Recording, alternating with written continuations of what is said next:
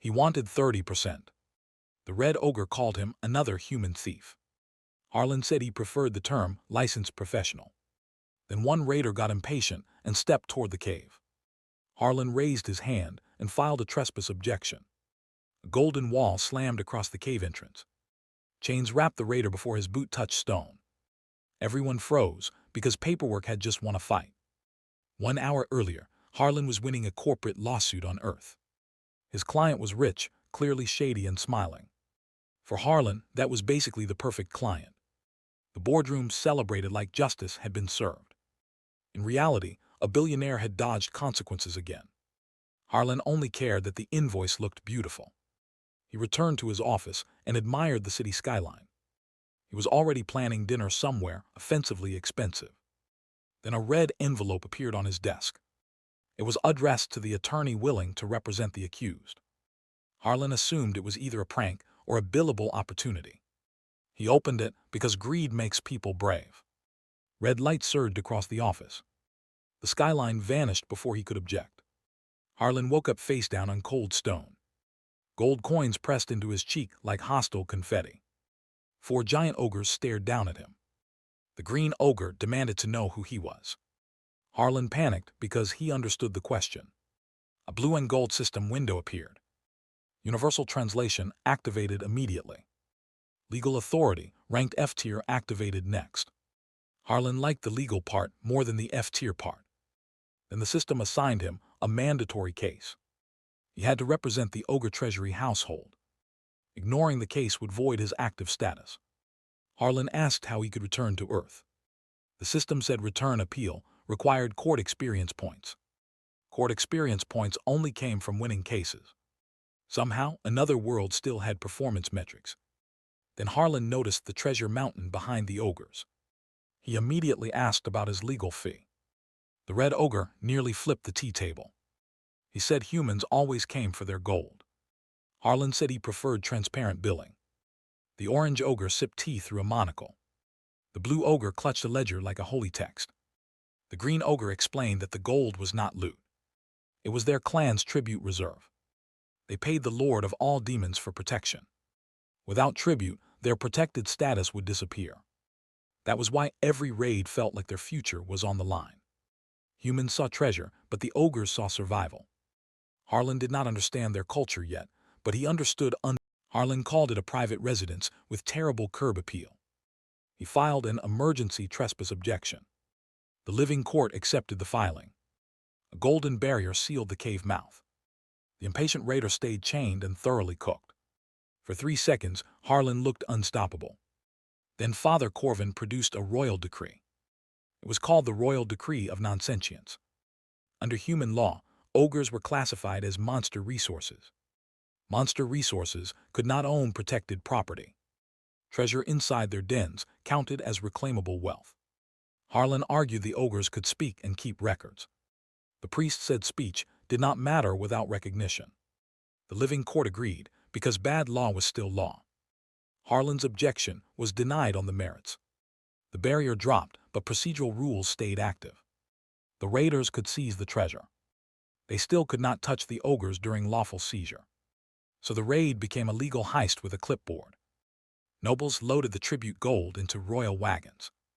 Blue recorded every seized chest through clenched teeth. Harlan forced the raiders to sign an inventory record. The ogres lost almost everything. Harlan gained 0 gold and 0 experience points. The system said return appeal remained locked. Then it issued a new objective.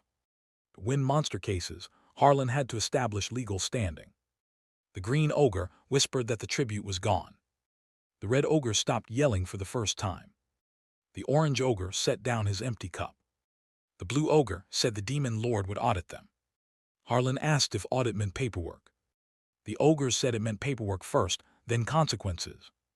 An infernal portal opened in the cave. A demon auditor stepped through with a glowing invoice. His name was Malphaz, and he looked like taxes learned magic. Malphaz represented the lord of all demons. He demanded the missing tribute immediately. The ogres tried explaining, but nerves ruined the presentation. Malphaz moved to seize their remaining assets. Harlan filed an emergency motion to stay. The living court flared and froze the demon mid-step. Even Malphaz looked offended by due process. Harlan argued that the ogres intended to pay. The human kingdom had seized the pledged tribute. That meant the kingdom interfered with infernal contract rights. Malphaz asked if Harlan could prove that claim. Harlan lifted the raiders' signed inventory record. The thieves had documented every coin they took. The ogre stared like he had invented oxygen. Malphaz admitted the argument was ugly, but interesting. A second portal opened behind him. Lord Avaris himself appeared in a black and gold suit. He looked less like chaos and more like a terrifying executive. Avaris said one clever trick was not enough. To work for him, Harlan had to pass one impossible test. Avaris offered 3 missions. First, recover the entire seized tribute immediately. Second, make the king confess publicly. Third, recover 1 marked infernal tribute coin. Harlan ignored the dramatic missions and chose the tiny one. The demon lord raised an eyebrow. Harlan said 1 coin with paperwork could beat a kingdom. Meanwhile, the raiders reported to King Aldrich. They said Harlan nearly stopped the raid with court magic. They also admitted the living court ruled against him. The king realized Harlan did not control the judge. That made Harlan worse because the judge was neutral. Then Harlan entered the throne room with a filing notice.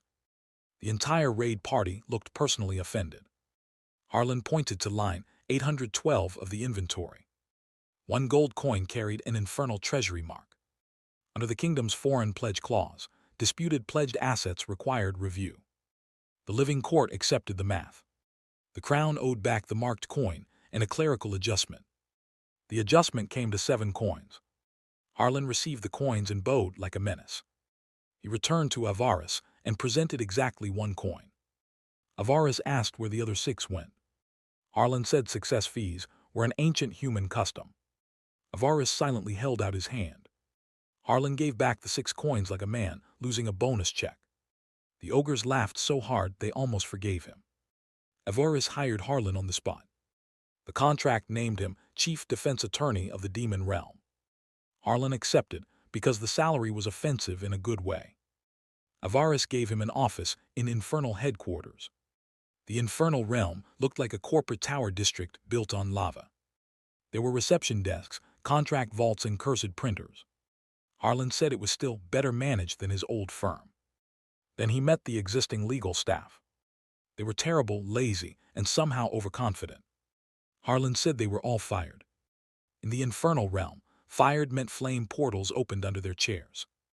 They vanished into mandatory retraining, unharmed but humbled. Luma, the demon secretary, calmly stamped termination forms. Harlan immediately started interviews. The first applicant suggested intimidating every witness. Harlan rejected him for being basic. The second applicant suggested hiding evidence better. The living court rejected her before Harlan could. The third applicant said witnesses should be protected, then billed. Harlan hired him before he finished the sentence. Nyx the goblin clerk arrived with 17 archive cards. Myra the slime preserved documents inside her transparent body. Blue became the department's accountant against his will. The new team was strange, but it worked. Their first demon case was between 2 lava dukes. Both sides had signed the same terrible contract. Harlan solved it in 4 minutes and charged both. Next came an imp overtime dispute. Harlan proved the demon factory owed breaks and hazard snacks. Then came an enchanted game hall debt case. Everyone had read the contract, so nobody had excuses. Demon-on-demon cases were weird but legally clean. Demons respected signatures, seals, and consequences. Human cases were completely different. A village refused to honor a demon boundary contract. The court dismissed it because demons lacked human standing. A knight smashed goblin workshop tools during a raid. The claim failed because goblins were not recognized owners. Slime witnessed fraud, but humans called slime testimony invalid. Harlan kept winning paperwork and losing personhood. The pattern was obvious and annoying. No matter the evidence, monsters lost before the case began. Harlan stared at the loss board until his eye twitched. Luma placed coffee beside him without being asked. She said he was attacking symptoms, not the rule. Harlan asked what rule could make every monster lose. Luma answered with one word, standing. That was the light bulb moment. Harlan did not need better arguments. He needed the law to admit monsters could argue at all. He ordered the team into the archives. Nix found old footnotes sealed under modern decrees. Every forbidden reference pointed to one ancient law. It was called the First Covenant. The covenant said any being with speech, memory, oath, and contract could stand before the court. Universal translation made that line the whole case. Harlan could prove monsters had structured speech. Blue could prove ogres kept financial memory. Myra could preserve contracts without alteration. Nix could trace the law before humans buried it. Harlan brought the findings to Avaris. He asked the demon lord to become the named defendant. Avaris asked why a demon lord should sit for human judgment. Harlan said the defendant gets to counterclaim. The counterclaim would put the human kingdoms on trial. Avaris smiled like a lawsuit had finally learned manners. The Crown filed charges against Avaris for corrupting monster society. Harlan answered with Demon Realm versus the Human Kingdoms. The case title spread faster than palace gossip. King Aldrich tried bribery first. He offered gold, immunity, a title, and a mansion. Harlan almost respected the package. The system warned that quitting would lock return appeal. Harlan said the offer had weak long-term yield. Then the kingdom tried evidence tampering. Royal agents swapped tribute records in the archive. Evidence lock caught the switch instantly. The demon's side tried hiding an embarrassing contract too. The living court caught them just as fast. Harlan yelled at both sides for being amateurs. The Crown planted a fake amendment against monster standing.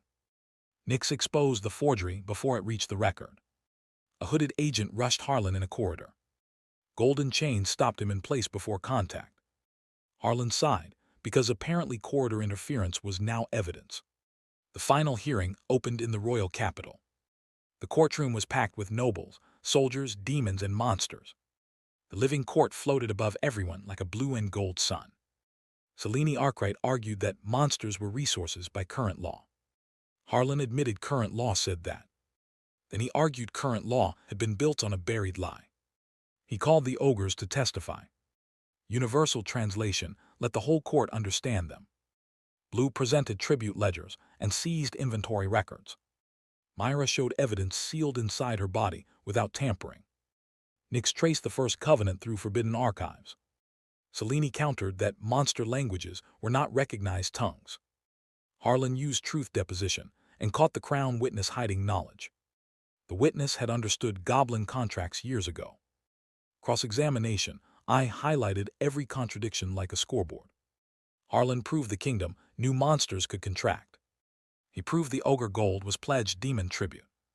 He proved the raid economy profited from denying personhood. King Aldrich tried a sovereign override. The living court rejected him in front of the entire capital. Harlan delivered the final argument with one glowing contract. The Crown called monsters beasts when it wanted land. It called them resources when it wanted gold. It called them threats when it wanted conflict. But when the bill arrived, it claimed nobody was there. The living court recognized the First Covenant. Monsterkind gained legal standing across the kingdom. Raid permits froze before adventurers could blink. Ogres reclaimed tribute claims, goblins filed deeds, and slimes became witnesses. Harlan gained enough experience points to unlock return appeal. Then the story jumped 3 months forward. Humans and monsters were awkwardly learning to live together. Adventurers now waited in line for dungeon permits. Ogres opened a treasury bank with terrifying customer service.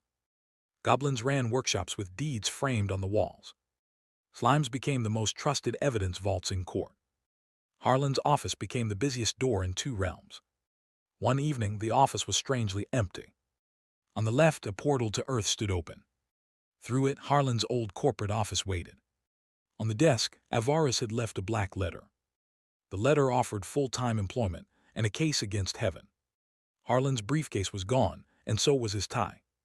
Nobody knew whether he